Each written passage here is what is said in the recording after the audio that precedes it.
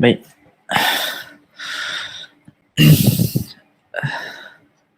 Nampak saya punya slide okey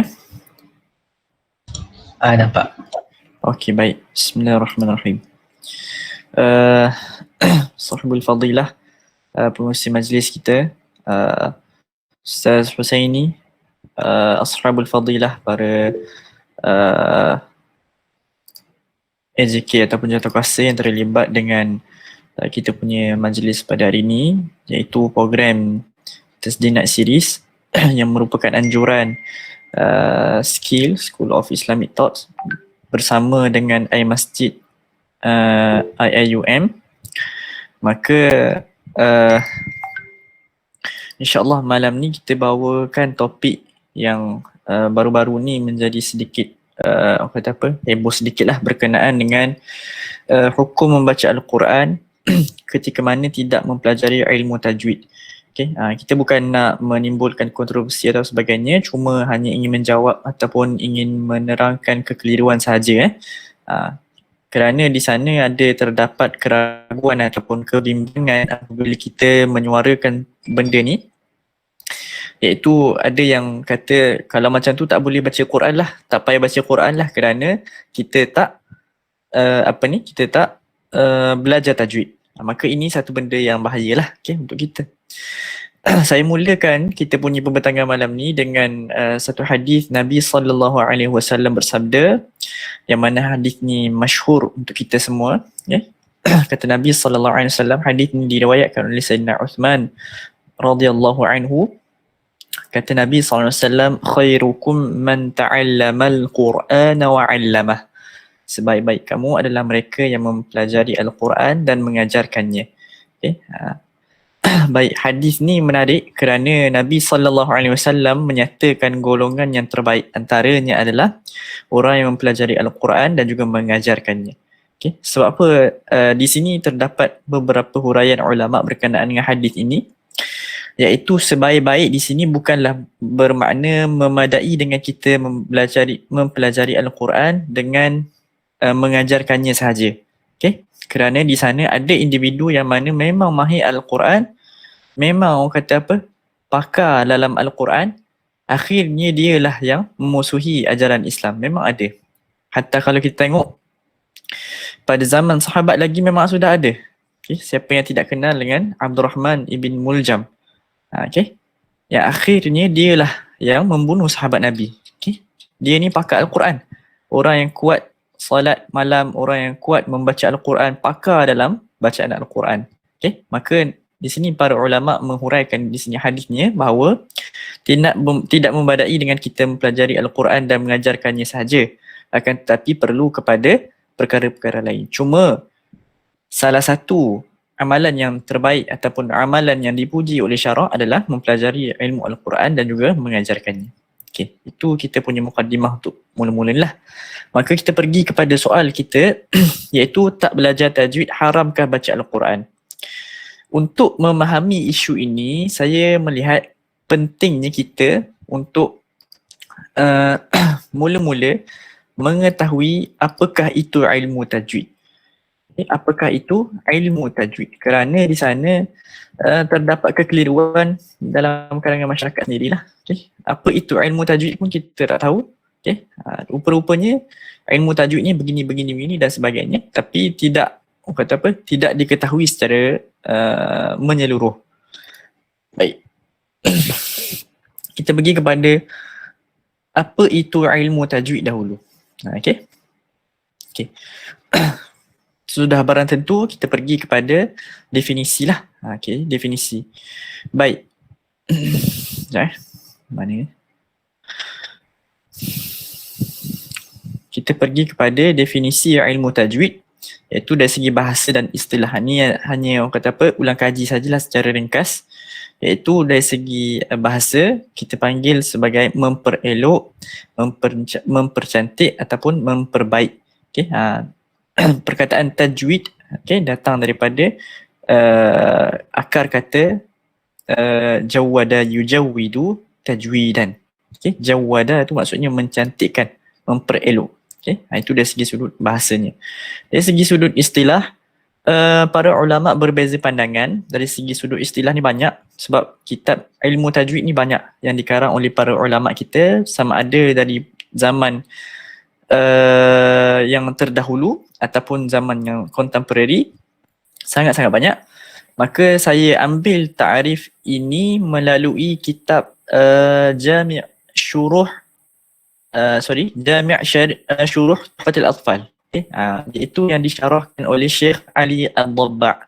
Okay, ini seorang pakar Al-Quran yang mana dia mensyarahkan matan Tuhfatul Atfal. Matan Tuhfatul Atfal ni adalah matan ilmu tajwid yang dikarang oleh Syekh Sulaiman Al-Jamzuri rahimahumullahu ta'ala. Ini adalah matan Tuhfatul Atfal ni matan yang paling asas. Biasanya kalau di tanah Arab, di Arab Saudi, di Mesir dan sebagainya, matan ini dijadikan orang kata matan yang beginner. Okay? Kanak-kanak yang belajar. Sebab tu dipanggil sebagai Tuhfatul Atfal. Okay? Atfal untuk yang kanak-kanak punya. So, Syekh Ali Ad-Dabba' mensyarahkan, dia namakan kitab dia Jami' Syuruh Tuhfatul Atfal.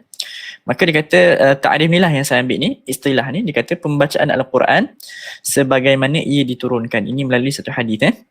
Kemudian mengeluarkan huruf-huruf daripada makhrajnya. Bukan maksud keluar tu maksudnya mengeluarkan. Maksudnya di sini adalah kita sebut melalui tempat keluar dia, iaitu makhraj lah. Kemudian memberikan hak dan mustahak. Hak adalah sifat yang asli. Okay, sifat huruf yang asli.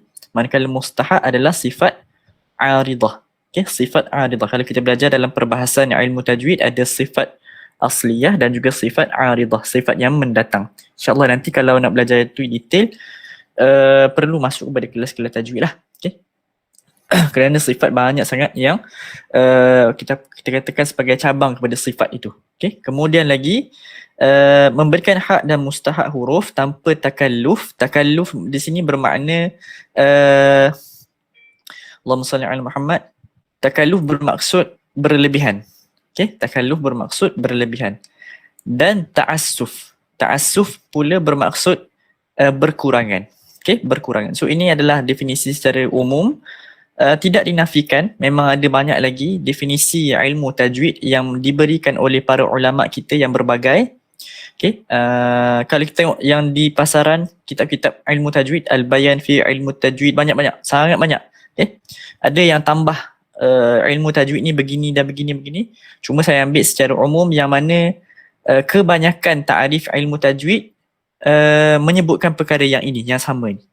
Maksudnya ciri-ciri yang saya sebut ni dia ada, cuma yang lain-lain tu ada tambah sikit-sikit poin ni. Ada yang tambah ilmu waqaf dan ibtidak pun kena ada yang tambah melagukan suara pun ada. Okay, jadi itu saya tak masukkan sebab itu adalah mungkin kita katakan sebagai ijtihad penulis kitab tersebut. Cuma yang sepakat para ulama tajwid, maknanya kebanyakan kitab ulama tajwid menyebutkan perkara yang kita sebut ini, iaitu yang pertama dia mementingkan makhraj, yang kedua dia mementingkan sifat huruf. Sifat huruf tu mestilah tidak berlebihan dan tidak berkurangan sangat. Okay? Maka ini adalah holistik, secara holistik kita ambil pengertian ataupun ta'arif kepada ilmu tajwid. Okay? Okay, ini adalah poin yang kita nak pergi yang seterusnya, iaitu 10 prinsip asas kepada ilmu tajwid. Kenapa 10 prinsip? Kerana inilah yang ditekankan oleh para ulama ketika mana mensyarahkan ataupun ketika mana ingin memulakan sesuatu perbahasan ilmu, maka mesti dimulakan dengan 10 prinsip asas ataupun yang kita panggil sebagai Allahumma salli ala Muhammad mabadi' asyarah. Okay, mabadi' asyarah. Okay. Ini diambil ataupun diekstrak daripada kalam Al-Imam Al-Allamah As-Sabban, okay, seorang ulama besar. Dia kata macam mana dia punya mata dia, inna mabadi'a kulli fannin asyarah, al-haddu wal mawdu'u thumma as-samarah wa fadluhu wa nisbatun wal wadi'u.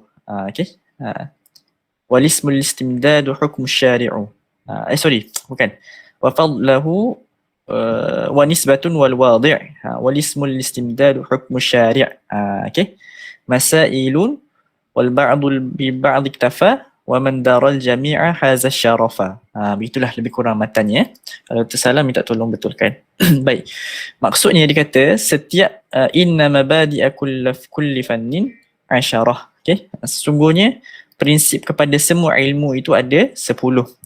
Yang pertama adalah al-haddu, iaitu definisi ta'arif, yang mana yang kita dah bincangkan tadilah. Kemudian wal mawdu'u, iaitu topik perbincangan. Topik perbincangan yang kita akan masuk sekarang. Okay, definisi tu saya tak letaklah kerana kita memang dah sebutkan tadi. Topik ataupun kita katakan sebagai apa yang dibincangkan dalam ilmu tajwid ni ialah kalimah-kalimah Al-Quran. Kalimah-kalimah Al-Quran. Ini menjawab kepada beberapa kekeliruan dalam masyarakat.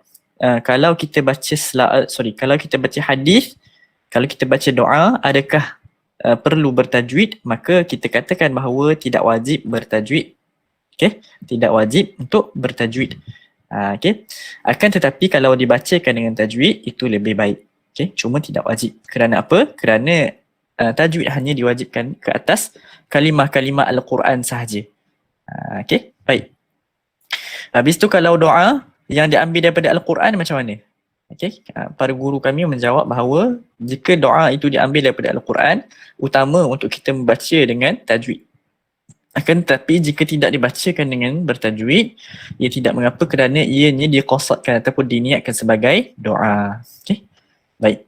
Seterusnya manfaat untuk ilmu tajwid ni ataupun apa yang kita dapat daripada ilmu tajwid adalah sawnul lisan, iaitu menjaga lisan, menjaga kita punya lidah daripada kesalahan dalam menyebut kalimah-kalimah Al-Quran. Okey, maka ini satu benda yang adi, okey, satu benda yang tidak asing lah bagi mana-mana ilmu. Sudah barang tentu untuk menjaga lisan kita ataupun untuk menjaga diri kita daripada kesalahan. Kalau kita tengok daripada sudut ilmu nahu, dia tak nak bagi salah dari segi peletakan baris di akhir kalimah. Okay? Kalau kita tengok pula dari segi sudut ilmu saraf, dia kata tak nak tersilap dari segi penstrukturan ayat. Okay? Adapun jika kita tengok kepada ilmu-ilmu yang lain, maka juga sama. Seperti ilmu usul fiqh, okay, supaya tidak silap dalam mengambil kaedah fiqh dan sebagainya lah. Okay. Kebanyakannya adalah untuk menjaga daripada kesilapan. Okay.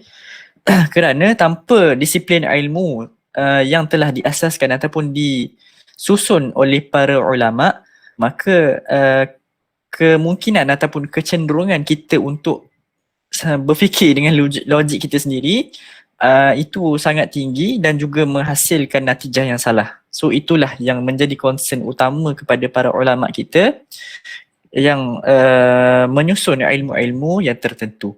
Okay. Baik, kemudian lagi kelebihan. Kelebihan mempelajari ilmu tajwid. Okay. Ilmu yang paling utama kerana melibatkan kalamullah yang paling agung. Ini juga melibatkan kepada penisbatan. Penisbatan ni maksudnya adalah kalau kita tanya kepada ulama tauhid, dia akan kata ilmu tauhid lah yang paling utama. Okay? Kalau kita katakan ilmu tauhid kenapa utama? Kerana ingin mengenal Allah Subhanahu Wa Taala, ingin mengenal agama, kan? Kalau kita tanya pula kepada ilmu fiqh, ulama fiqh kata ilmu fiqh lah yang paling utama kerana tanpa ilmu fiqh tidak boleh untuk kita beribadat dengan betul. Okay? Maka sebenarnya mana ilmu yang utama? Maka kita katakan bahawa kesemua ilmu ada kelebihan yang tersendiri. Okay? Tidak orang kata tidak kontradik antara satu sama lain. Walaupun kalau kita tengok dari mana-mana kitab, memang dia akan tulis macam tu. Okay? Ashraful ulum, kan? Ashraful ilm minal ulum, kan? Dia akan kata macam tu. Kebanyakannya macam itulah. Okay? Kebanyakan kitab-kitab akan menyebut ilmu itulah yang paling bagus. Ilmu itulah yang paling mulia. Okay? Walaupun apa juga penisbatannya, kerana di sana ilmu itu ada kelebihan tersendiri. Setiap bidang ilmu ada kelebihan tersendiri. Hatta ilmu orang kata apa, ilmu dunia, okey, ilmu dunia, okey, yang menyebabkan contoh macam matematik, contoh macam fizik, kimia, biologi dan sebagainya, juga ada kelebihan di sisi agama. Okey, jika tidak tepatlah kalau kita katakan bahawa saya nak belajar saya nak dekat dengan Allah Ta'ala, maka tak perlu belajar ilmu dunia. Itu adalah perkara yang kesilapan dalam kita kaedah dalam agama, okey, dalam mengaplikasikan agama, kerana ilmu dunia juga adalah tuntutan syariah, okey, tanpa kita meninggalkan ilmu fardu ain. Okey, wal wadi'u, okey, penyusun. Kenapa kita katakan penyusun? Kerana di sana pengasas kepada semua ilmu, sudah tentulah kita akan katakan bahawa pengasasnya adalah Rasulullah sallallahu alaihi wasallam. Itu adalah tentu. Okey, sudah tentu. Okey, maka kalau kita tengok setiap ilmu alat seperti ilmu nahwu, ilmu saraf, ilmu balaghah dan sebagainya, mesti dia akan letak penyusun. Okey, penyusun ataupun orang yang meletakkan. Dia tak kata sebagai pengasas. Kenapa? Kerana pengasas kepada semua ilmu sudah tentulah ianya adalah Rasulullah sallallahu alaihi wasallam yang dicedok daripada Al-Quran dan juga hadis. Okey, maka kita katakan orang yang menyusun. Kerana pada asalnya ilmu tajwid, Nabi sallallahu alaihi wasallam mengajarkan kepada kita bacaan sedemikian begini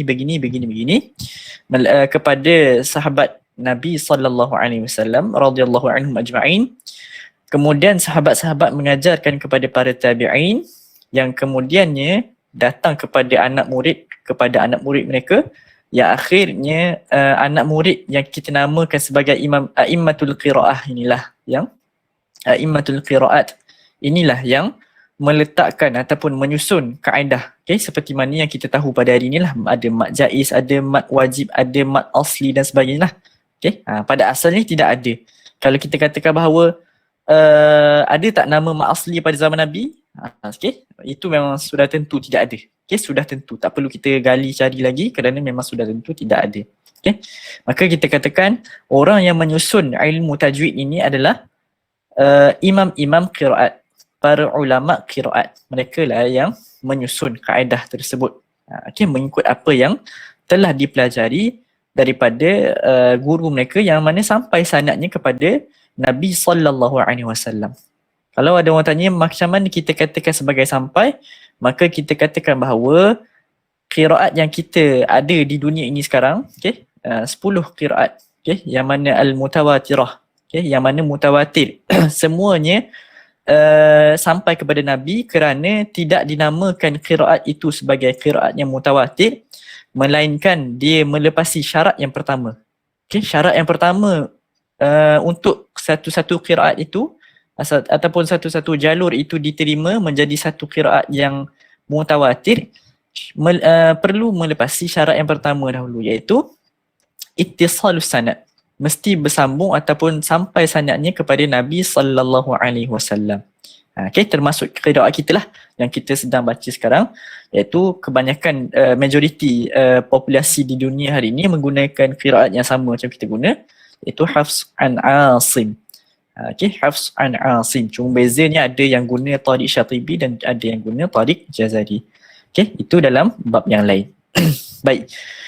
Kemudian nama ilmu. Okey, nama kepada ilmu tajwid ada yang berbagai. Yang kita biasa dengar ilmu tajwid lah. Okey, ilmu tajwid. Kemudian nama lain juga yang diletakkan oleh para ulama, boleh jadi juga dia adalah ilmu tahsin. Ilmu tahsin. Okey, ilmu tahsinul Quran. Juga sama kalau kita dengarkan ada yang kata bahawa tahsin Al-Quran, tahsin tu, itu juga adalah melibatkan tajwid Al-Quran. Kemudian lagi boleh jadi juga ada yang ulama menamakan sebagai itqan. Itqanul Quran juga ada para ulama kita yang menamakan sebagai ilmu tajwid ini adalah sebagai itqanul Quran. Juga ada. Okey.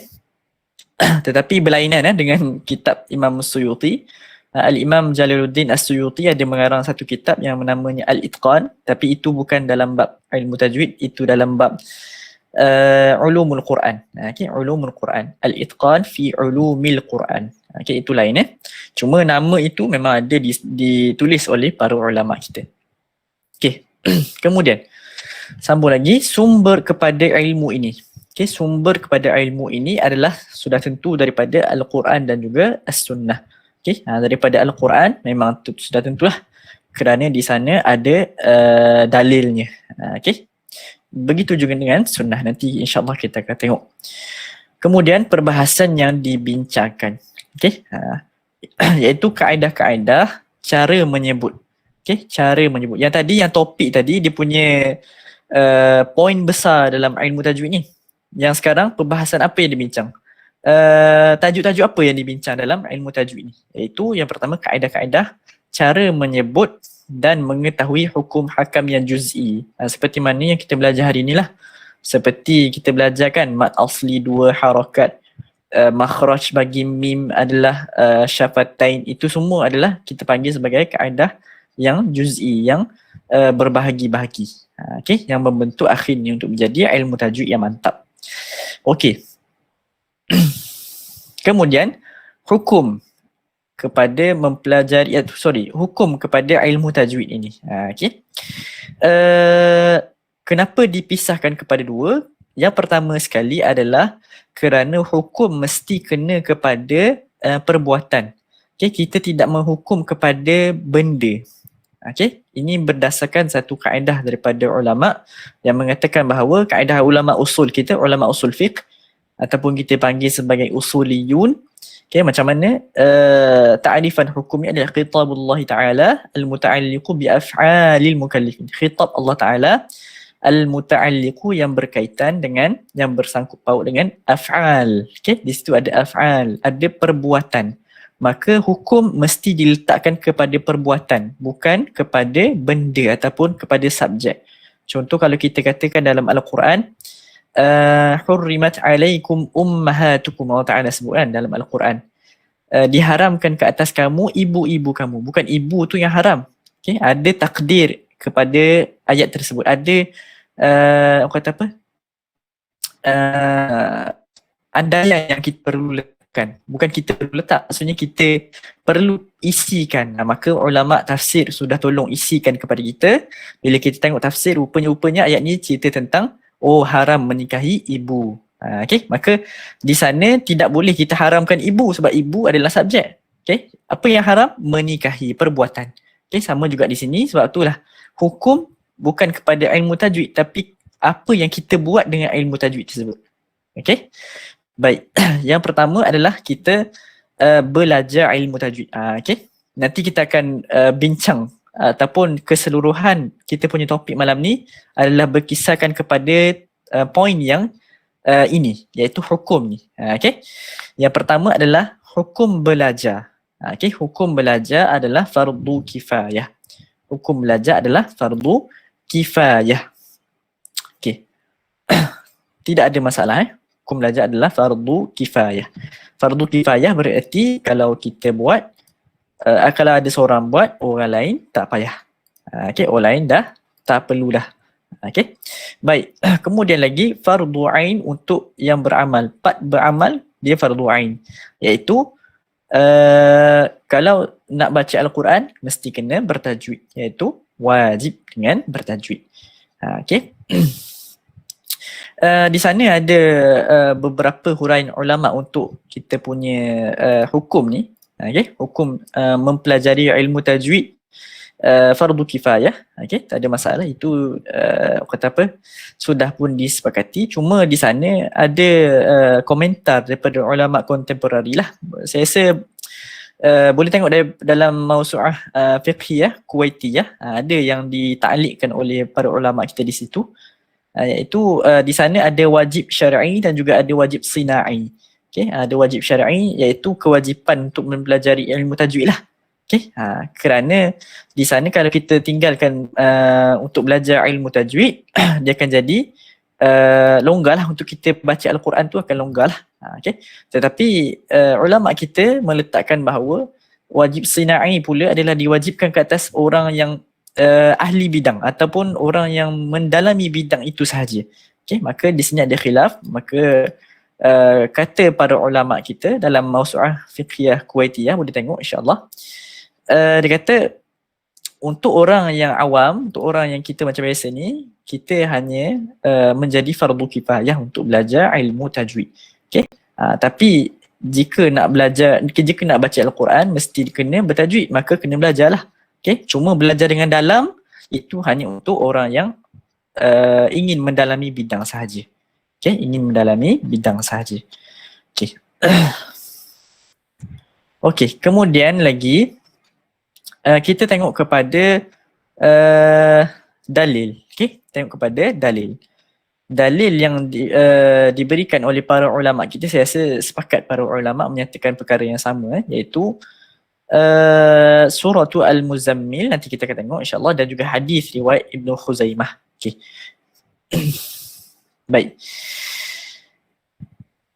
Okey, ini adalah dalilnya. Kata Allah Subhanahu wa taala dalam Al-Quran surah Al-Muzammil ayat yang keempat, A'udzu billahi minasyaitonir rajim, aw zid 'alaihi wa rattilil Qur'ana tartila. Aw zid 'alaihi wa rattilil Qur'ana tartila. Okey, ataupun lebihkan sedikit daripadanya, ni sambungan daripada ayat sebelum dan bacalah Al-Quran dengan tartil. Okey, dan bacalah Al-Quran dengan tartil. Okey, yang menjadi kita punya perbahasan malam ini adalah yang tartil tu tartil. Okey. Baik, tartil. Apakah itu tartil? Maka perlu kepada penafsiran ayat ini. Ramai yang mentafsirkan ayat ini, termasuklah sahabat Nabi sallallahu alaihi wasallam, iaitu kita yang kita semua kenal, iaitu Sayyidina Ali karamallahu wajhah, mentafsirkan tartil di sini adalah mengetahui hukum hakam ilmu tajwid serta mengetahui ilmu waqaf dan ibtida'. Okey, ilmu waqaf, tempat yang berhenti tu, dan juga ilmu ibtida', ilmu untuk kita mengenal dekat mana kita boleh mulakan bacaan Al-Quran. Okey. Itu kata Sayyidina Ali karamallahu wajhah. Di sana ada lagi tafsiran yang lain yang berbagai oleh para ulama. Antara yang menarik juga dikupas oleh Al-Imamul Mawardi dalam tafsir Al-Mawardi disebut juga, iaitu suruhan untuk membaca ayat Al-Quran mengikut aturan dan susunan dia. Tartil maksudnya dia maksudkan adalah, Imam Mawardi kata tartil bermaksud tidak merubah lafaz Al-Quran dan tidak mendahulukan ayat yang belakang letak ke depan. Maknanya dia tersusun rapi. Okey, itu kata Al-Imam Al-Mawardi, okey, rahimahullah taala. Begitu juga para ulama lain, seingat saya Al-Imam Syekh As-Sa'di, As-Sa'di dalam tafsirnya, tafsir As-Sa'di juga memberikan komentar dari segi perkataan tartil di sini, iaitu membawa makna mentadabbur dan berfikir. Okey, dikata tartil ni maksudnya adalah mentadabbur dan berfikir. Okey, maksudnya adalah ini dalil umum kepada kita punya perbahasan ni, iaitu wajib untuk membaca Al-Quran dengan bertajwid. Okey, baik. Okey, masuk kepada topik yang kita punya utama malam ni lah, iaitu jangan memandai nak baca Al-Quran kalau tak belajar ilmu tajwid, haram dan berdosa. Ini adalah saya quote daripada perkataan ataupun daripada poster yang bolehlah kita katakan sebagai viral juga dalam Facebook, tempoh hari, dan timbulkan polemik lah. Ada yang sampai kata kalau macam tu tak payah baca Quran lah, sebab kita takut berdosa nanti haram. Sebab saya tak menafikan memang ada di sana orang yang mengajar Al-Quran sendiri berkata sedemikian, sedangkan itu adalah pendapat ataupun pendirian yang tidak tepat sebenarnya. Kena tengok, kena perhalusi betul-betul supaya tidak menimbulkan waham kepada orang awam, tidak menimbulkan orang kata apa salah faham kepada orang awam, macam yang kita tengok dekat skrin sekarang lah. Jangan memandai nak baca Quran kalau tak belajar ilmu tajwid, sedangkan membaca Al-Quran itu ibadah. Maka kalau kerana tak belajar ilmu tajwid tu macam mana? Kena perhalusi satu persatu. Maka ada beberapa perkara yang kita perlu lihat sebelum menghukum haram terus. Sebelum menghukum haram terus. Maka itu yang menyebabkan kita kena dalami kalam-kalam para ulama yang insyaAllah akan nanti saya bawakan. Yang pertama, satu perkara yang kita perlu jawab untuk memahami kita punya kenyataan ini adalah dia ada dua perbuatan berbeza. Dua perbuatan berbeza. Kalau kita tengok kat sini, sekejap.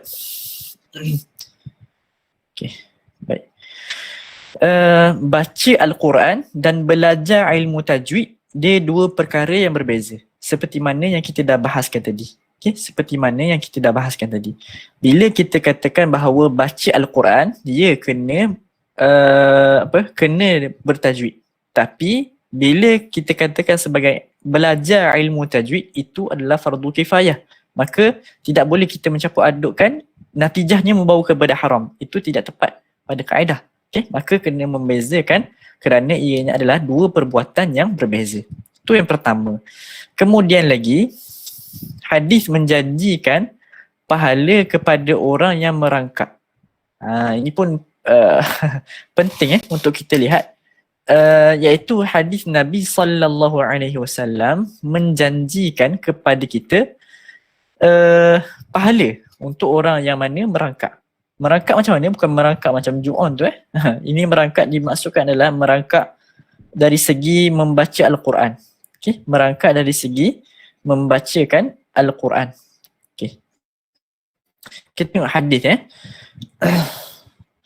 Nabi SAW bersabda dalam satu hadis yang diriwayatkan oleh Sayyidatina Aisyah radhiyallahu anha, ummul mu'minin. Okay. Nabi kata al-mahiru bil Quran ma'as safaratil kiramil bararah. Okay. Al-mahiru bil Quran ma'as safaratil kiramil bararah. Okay. Seorang yang mahir dalam bacaan Al-Quran, dia akan bersama dengan as-safara al-kiramil bararah. Okay. Kedudukan yang tinggi. Okay. Walladhi yaqra'ul Qur'ana wa yatata'ta' fihi. Nampak ni perkataan yata'ta' ni. Ini penting wa huwa alaihi syaqun lahu ajran. Okey, lahu ajran. Dan Nabi kata walladhi, dan bagi mereka yaqra'ul Qur'ana, yang membaca Al-Quran, wa yatata'ta' fihi, namun tersangkut-sangkut. Ini keyword yang kita nak bincang malam ni. Wa yatata'ta' fihi, dan tersangkut-sangkut. Wa huwa alaihi syaqun, dan merasakan kepayahan untuk dia lah. Okay? Lahu ajran, maka untuknya dua pahala. Maka kat sini boleh kita timbulkanlah persoalan ni. Jika kita katakan bahawa kalau baca Al-Quran dalam keadaan tidak mengetahui tajwid, itu adalah berdosa secara mutlak, maka bagaimana pula dengan hadis ini? Tidakkah kita katakan bahawa hadis ini bercanggah dengan apa yang kita maksudkan tadi?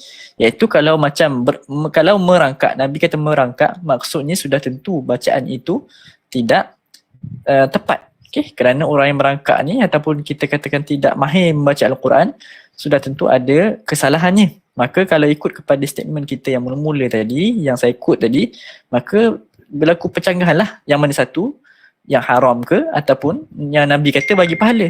Mustahil pada perkara yang haram ada pahala. Itu yang pertama.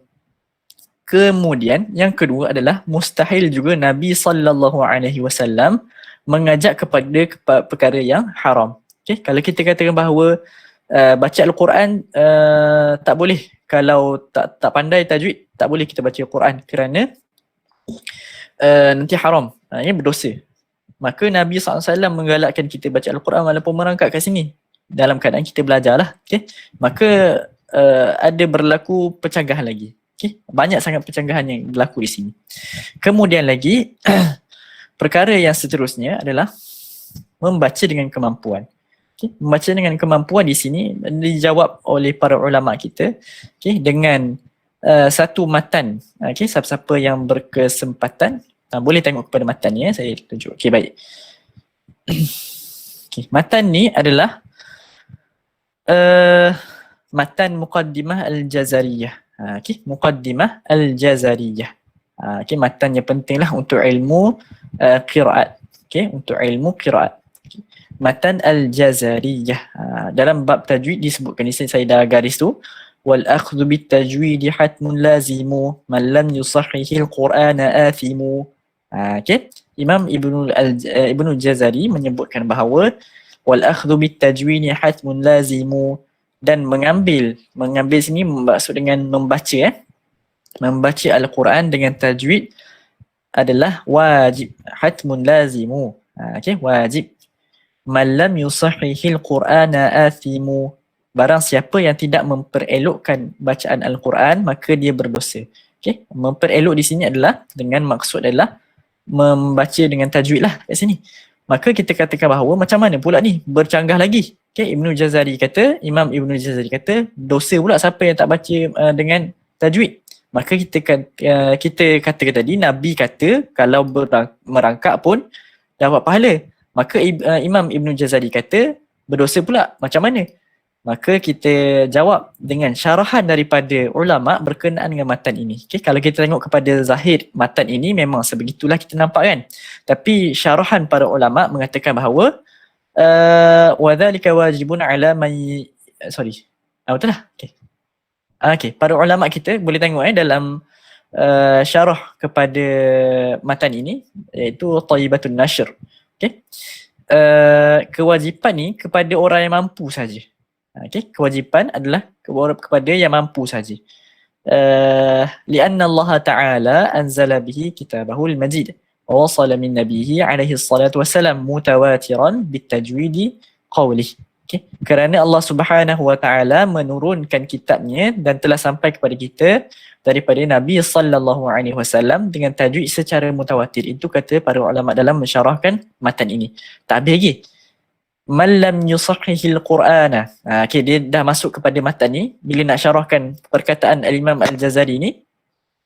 Man lam yusahhihil Qur'ana. Okay, ulama kata pada ayat ini sesiapa yang tidak membaca Al-Quran dengan tajwid tadi tu ai man lam yusahhihil Qur'ana ma'a qudratih. Ini kunci dia. Okay, ini adalah kuncinya. Maksudnya adalah Imam Ibnu Jazari nak maksudkan bahawa sesiapa yang tidak membaca Al-Quran dengan kemampuannya, maksudnya adalah dia dah tahu tapi dia baca sambil lewa ataupun sengaja buat salah, ataupun dia tak tahu tapi dia tak belajar. Itu adalah maksud kepada Al-Imam Jazari. Maka dia kata macam mana? Ay man lam yusahhihil Qur'ana ma'a qudratihi ala dhalik fahuwa athimun 'asin. Okay, maka dia adalah orang yang berdosa serta telah melakukan maksiat. Okay, itu adalah maksud sebenar kepada matan ini yang saya gariskan tu, iaitu man lam yusahhihil Qur'ana athimu, sesiapa yang tidak membacakan Al-Quran, tidak membetulkan bacaannya, dikirakan sebagai berdosa jika dia tidak berusaha untuk belajar ataupun dia tahu bacaan itu yang sebenarnya tapi dia baca dengan salah, baca dengan kesilapan. Maka itu adalah jawapan kepada kita punya matan ini. Okay, jadi tidak ada kontradik lah di situ. Okay. Kemudian lagi, belajar tak semestinya mahir sebut. Okay. Ini juga fenomena yang benar, benar-benar berlaku, bahkan ramai. Saya dah jumpa ramai. Dia tahu teori dengan mendalam, dia tahu maknanya harakat-harakat semua dia tahu, selok-belok ilmu tajwid. Kita trik sikit soalan pun dia tahu macam mana. Tapi sebutannya tidak betul. Kerana apa? Kerana di sana tidak ada proses talaki dengan guru secara berterusan. Okay? Kerana Al-Quran ni dia mesti kita menyebut. Bukan kita dengar semata-mata dan juga kita belajar teori sahaja. Kerana Al-Quran mesti mahir menyebut, bukan mahir teori sahaja. Mahir teori ya satu perkara, tapi mahir menyebut adalah satu perkara yang lain. Itulah yang mana kita panggilkan sebagai sebenar-benar pakar Al-Quran adalah dua perkara. Dia pandai teori dan juga dia pandai sebut. Maksudnya bacaan dia mantap. Okay, bacaannya adalah mantap. Itu adalah yang kita panggil sebagai pakar Al-Quran yang sebenar-benarnya. Okay, baik.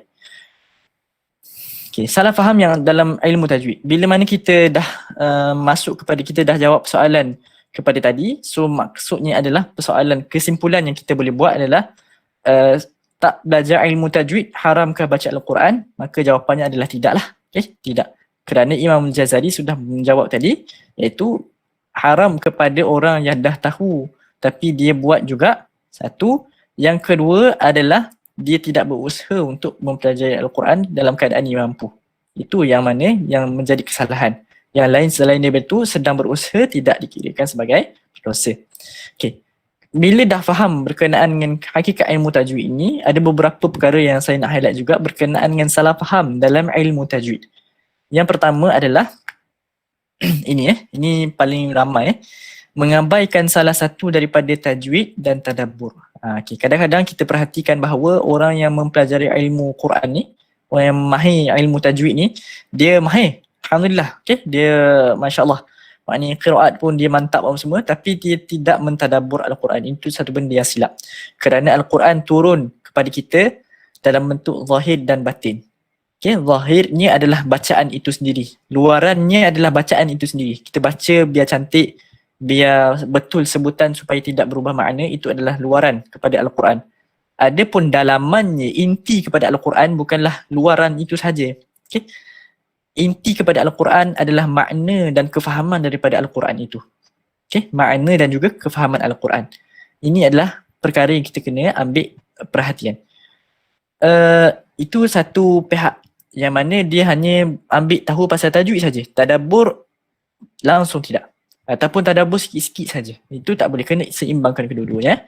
Ada satu lagi pihak yang hanya mempelajari tadabbur semata-mata, tidak mencantikkan bacaan Al-Quran. Okay? Nah, tak apalah baca macam mana pun, mat-mat semua dilanggar semua. Okay?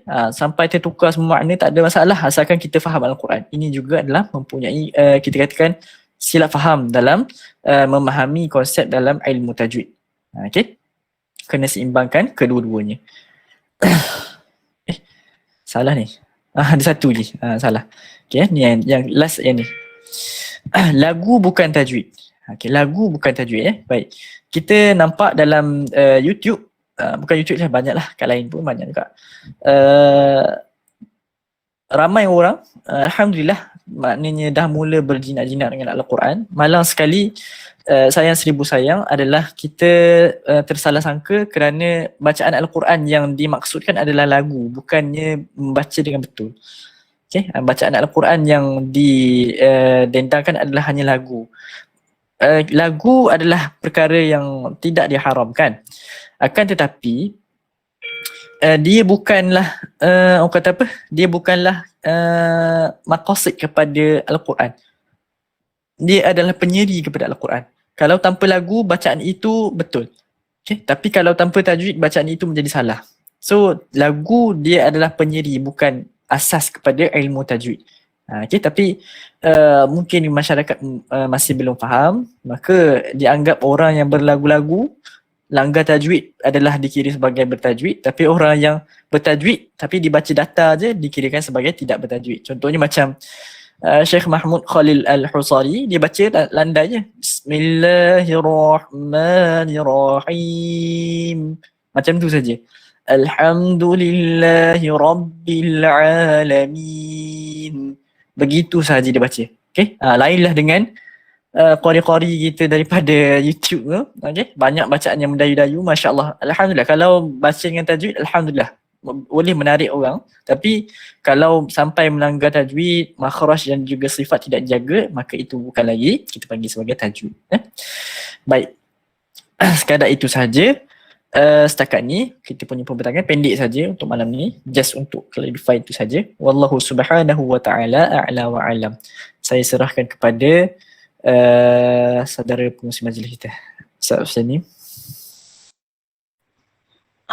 Terima kasih, barakallahu fiik kepada Ustaz Muza atas perkongsian dan sharing pada hari ini. Walaupun banyak sebenarnya manfaat yang saya dapat pada hari ini tentang perkongsian yang diberikan. Sebelum kita habiskan majlis, mungkin ada apa-apa soalan daripada pihak pendengar yang mengikut serta sharing pada hari ini. Kalau ada soalan boleh ajukan di chat ataupun boleh buka mic lah untuk tanya. Jemput ya.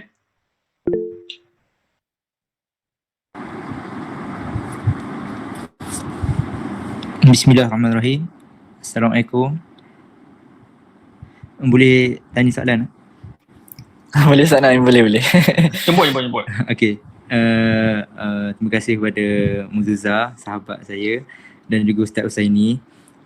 Jadi saya nak tanya berkenaan dengan ni sebab ada viral di TikTok yang mana ada seorang TikTokers ni, dia mengatakan bahawa baca Quran dengan berlagu, lagu yang macam ikutlah macam lagu-lagu macam contoh lagu India kan, lagu India, lagu jenis-jenis macam lain pun dia kata dibolehkan.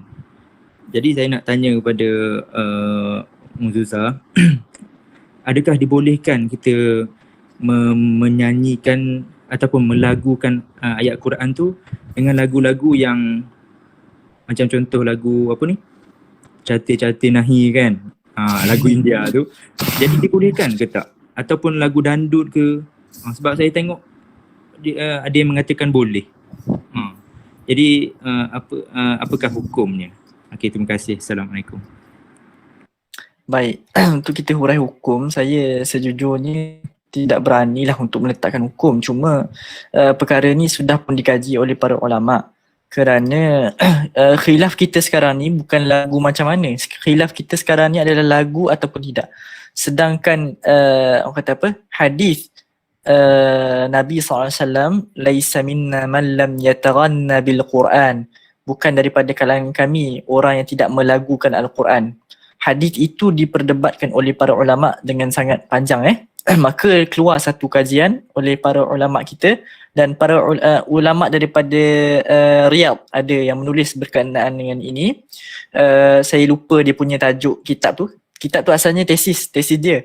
Tapi dia jadikan sebagai buku, dia bukukan. Dia membincangkan tentang hadis ini dan juga tuntutan untuk melagukan Al-Quran. Maka khilaf kita berlaku di sini, dia kata antara melagukan ataupun tidak. Itu yang pertama. Yang kedua, bila mana kita katakan sebagai okey, boleh untuk melagukan dengan pandangan-pandangan yang berbagai lah, para ulama berbagai pandangan, khilaf di sini. Lagu macam mana yang boleh? Maka kat sini saya tak berani lah letak maknanya lagu Hindustan, lagu Bollywood, lagu mana-mana Korea ke apa boleh ke tak. Cuma apa yang datang kepada kita tuntutan untuk membaca Al-Quran dengan lahjah Arab. Okay? Dengan lahjah Arab. Itu. So untuk soalan Ustaz Naim tadi, saya tawakuf, saya tidak tahu, wallahu alam, mungkin boleh tanya kepada mereka yang lebih pakar berkenaan dengan lagu daripada Hindustan dan sebagainya. Tapi secara peribadi guru-guru kami tidak memberi tak berkenal lah macam tu. Okay? Kerana yang lebih penting adalah bukan lagu, adalah tapi sebutan. Wallahu alam.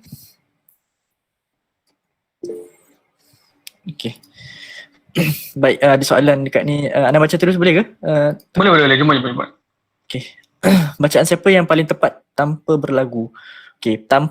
Kita katakan paling tepat ni sukar untuk kita dapat. Kerana yang paling tepat hanya seorang saja, Nabi SAW saja yang paling tepat bacaannya.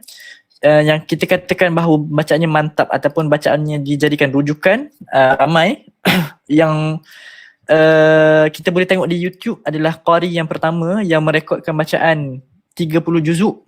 Qari yang pertama yang merekodkan bacaan 30 juzuk dalam bentuk audio. Kita boleh tengok Syekhul Qura kita, iaitu Syekh Mahmud Khalil Al-Husari. Syekh Mahmud Khalil Al-Husari. Mahmud Khalil Al-Husari. Boleh tengok dalam YouTube dia. YouTube tulis je Mahmud Khalil tu memang ada atas sekali nama dia. Okay, Mahmud Khalil. Okay, boleh tengok bacaan dia adalah bacaan yang paling mantap lah setakat ni dan diakui oleh qura' di dunia. Dah meninggal lah dia. Ala kulli hal. Ya. Masya-Allah, terima kasih Ustaz Khushairi. Okay, Syekh Mahmud Khalil Al-Husari. Boleh tengok dalam YouTube. Kalau kita nak tiru bacaan macam dia. Okay, itu adalah hujjah. Okay, kata Syekh Isa Al-Ma'sarawi, para ulama pakar Al-Quran di Mesir sekarang ni, dia kata bacaan Syekh Mahmud Khalil Al-Husari adalah hujjah untuk para qura' di zaman ini, zaman kita ni. Okay, maka boleh tengok bacaan dia. Okay, itu yang pertama saya suggest. Yang kedua, bacaan yang juga mantap iaitu Syekh Quraim Rajih. Syekh Quraim Rajih, antara pemegang sanad Al-Quran yang tertinggi di dunia sekarang ni. Dan dia dah tua dah, saya rasa umur dah lebih kurang 90 lebih lah rasanya. Okey, dah tua dah, ulama daripada Syria, Syekh Quraim Rajih. Okey, menariknya Syekh Quraim Rajih ni dia Allah Taala bagi kepada dia kelebihan, badan dia masih kuat lagi. Okey, masih kuat lagi walaupun yalah tua tu tua lah, cuma kuat lagi. Dan juga satu fun fact berkenaan dengan Syekh Quraim Rajih ni, ketika mana masya-Allah, okey, jazakumullah khair, barakallahu fikum Ustaz Khushairi. Syekh Quraim Rajih ni dia satu benda yang menarik juga, iaitu ketika mana Syekh Mustafa Al-Khin penulis kepada kitab Fiqh Al-Minhaji, Fiqh Manhaji. Okey, Fiqh Manhaji. Ada dua orang yang tulis kitab Fiqh Manhaji, iaitu Syekh Mustafa Bugha, Syekh Mustafa Dib Al-Bugha, ada lagi sekarang, dan juga Syekh Mustafa Al-Khin. Okey, dia ada dua orang, dua Mustafa. Masa Syekh Mustafa Al-Khin duduk dalam masjid, Syekh Quraim Rajih baca khutbah, kemudian Allah takdirkan ketika mana di antara dua khutbah itu, ketika mana baca doa di antara dua khutbah, orang tengah senyap semua, tengah baca doa. Kemudian Syekh Quraim Rajih nak teruskan baca khutbah ketika itu di masjid di Syria. Dia katakan bahawa dia bagi tahulah kepada orang awam, iaitu telah pergi seorang alim. Okey, orang ingat ke siapa? Rupanya Syekh Mustafa Al-Khin meninggal ketika itu. Okey, itu adalah antara kisah yang bersejarah lah yang disebut Syekh Quraim Rajih sebut kan. Okay. Masya-Allah. Okey, itu sangat kisah yang sangat bersejarah untuk kita lah, kerana Syekh Mustafa Al-Khin ni adalah antara fuqaha di zaman kita. Itu yang kedua. Yang ketiga, Syekh Isa Al-Ma'sarawi. Syekh Isa Al-Ma'sarawi. Okey. Syekh Isa Al-Ma'sarawi. Juga boleh kita tengok, tapi bacaan Syekh Isa Al-Ma'sarawi ni jarang kita jumpa dekat YouTube. Okey, ada tapi jarang. Okey, mungkin wallahu alam masih belum direkod secara penuh, tapi boleh tengok boleh tengok. Okey, baik. Kalau dalam negara, itu untuk luar negara lah. Kalau dalam negara saya boleh showkan beberapa orang, iaitu yang pertama boleh tengok, ini yang ada dalam YouTube lah. Okey, ada dalam YouTube yang saya rasa maknanya direkod. Okey, yang lain tu ada ramai pakar Al-Quran di Malaysia ni ramai, cuma mereka tak rekod bacaan. Yang mantap bacaan ramai, okey. Cuma mereka tak rekod. Boleh cari di YouTube Ustaz Khairul Anwar Basri. Ustaz Khairul Anwar Basri. Okey, itu antara yang mantap lah. Okey, bacaan Syekh Khairul Anwar Basri. Okey, orang besar di Darul Quran Jakin. Okey. Antara lain lagi Ustaz Ainuddin Hilmi. Ustaz